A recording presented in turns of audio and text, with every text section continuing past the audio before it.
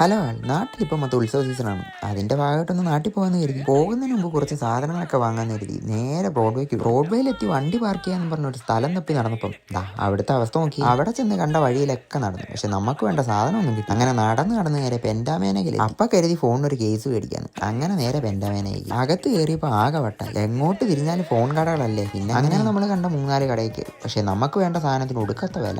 അവിടെ നിന്ന് ഇറങ്ങി ഞാൻ വേറൊരു കടയിൽ കയറിയപ്പോൾ അവിടെ ഫോണിൽ ഒട്ടിക്കുന്ന സ്റ്റിക്കർ. പിന്നെ കുറച്ച് നേരം അത് നോക്കി ഇങ്ങനെ ഇരുന്നു. സംഭവം കൊള്ളാമല്ലേ. കാറുകൾ കാണുമ്പോൾ നമ്മുടെ കണ്ണ് അതിലേക്ക് അങ്ങ് പോവല്ലോ. അവിടെ നിന്ന് ഇറങ്ങി പിന്നെ ഒരു ടോയ് ഷോപ്പിൽ കയറി. കാറുകൾ കണ്ടപ്പോൾ ഏത് വാങ്ങണമെന്ന് സംശയം. നല്ല അടിപൊളി ഐറ്റങ്ങൾ ഉണ്ടായിരുന്നു. അതിൻ്റെയൊക്കെ വില കേട്ടപ്പോൾ കരുതി പിന്നെ വാങ്ങാം.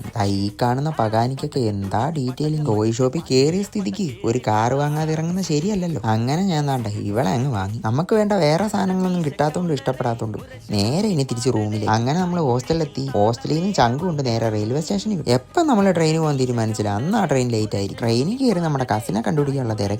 ട്രെയിനിൽ നിന്ന് ഇറങ്ങി ബസ് കയറി ഇറങ്ങി ഓട്ടോ പിടിച്ച് വീട്ടിലേക്ക് പോകുന്ന വഴിക്ക് അമ്പലത്തിലെ പരിപാടികൾ ഒരുക്കങ്ങൾ നടക്കും. അങ്ങനെ നമ്മൾ വീട്ടിലെത്തി. വീട്ടുമുറ്റത്ത് ചീരകൃഷി. ഇനി ഒന്ന് സെറ്റായി റൂമിൽ കയറി സ്റ്റാറും കണ്ട് ഗമയെ കടന്നൊരു ഉറക്കം. അപ്പം ബൈ ബൈ.